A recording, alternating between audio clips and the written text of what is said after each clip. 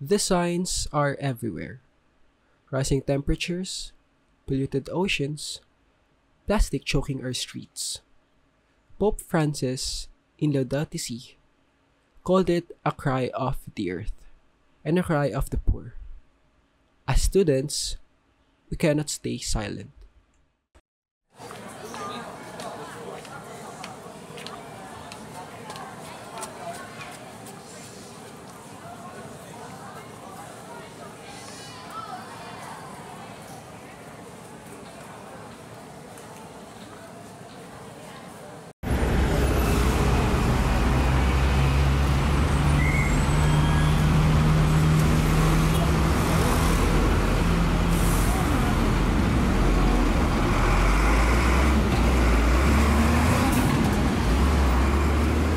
Hello, classmates. Hello po. Pwede ko ba kayo istorbo kahit sa mga? Go lang po. Ito kasi, nagbibigay kasi ako ng mga quotes about kay Pope Francis sa mga kapwa rin nating classmates. If interested kayo, pwede niyong basahin and reflect kayo. About saan po to? Meron kasi kaming advocacy called Josh Farmers. So, nag-iikot-ikot din ako. So, bibigay-bigay din ako sa mga classmates. Mga quotes din. Ayun. Ang ganda. Sige, thank you po. Thank you po. Gets mo? Mars na ba? Uy, malilate na tayo sa klase. Tara na nga. Ano ba to?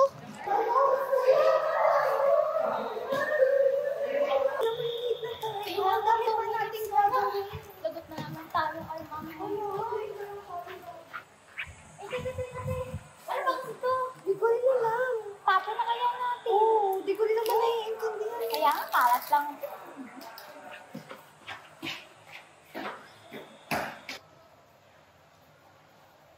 Uy, dito ka pala. Dito ka pala, pre. Long time na kasi, pre.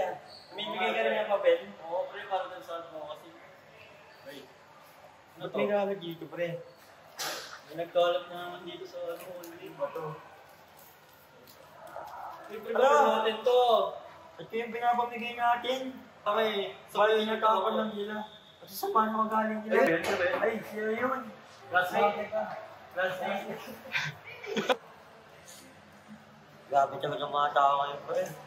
Parang wala nang mali sa paligid nila.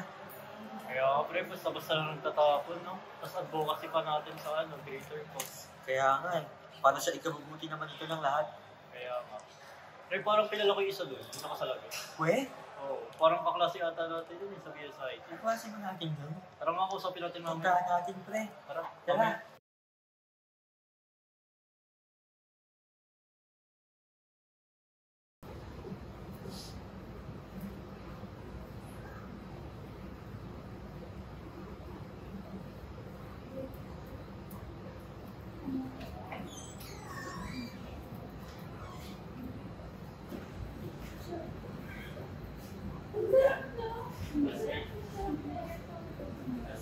Pwede po kayo makausap.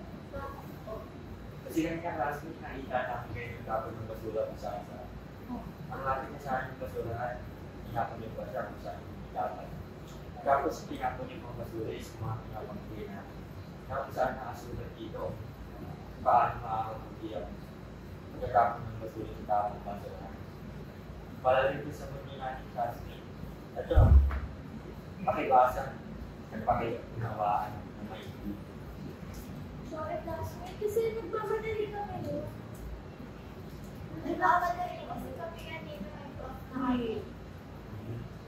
Pero sana mo nawagi at alagaan natin maingin ang mundo.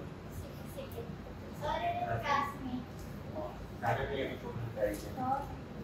Okay, classmate, salamat. Thank you, classmate. Thank you. Bye. Wala tayo, tignan mo kay Pope Francis pala to. Kaya nga eh. Lahat pala tinago na lang natin yung papel kanina para may natutunan pa tayo. Kaya tago na lang natin. At sa susunod din na natin gagawin. Kaya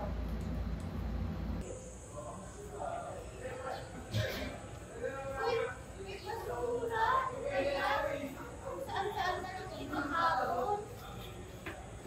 Tara, tapos na lang natin. Ganito rin ginawa natin yun. Ganito rin ginawa natin kanina eh. Tama. Tara, uwi na tayo. Laudato Si reminds us that caring for the earth is not optional. It's a moral responsibility. It begins with awareness, then repentance, then action. We started with small steps, simple things, but each step mattered. Change doesn't have to be loud, just honest. We are not perfect, but we can choose to be better. And when we do, we answer the call of Laudato Si to care for our common home with dignity and love.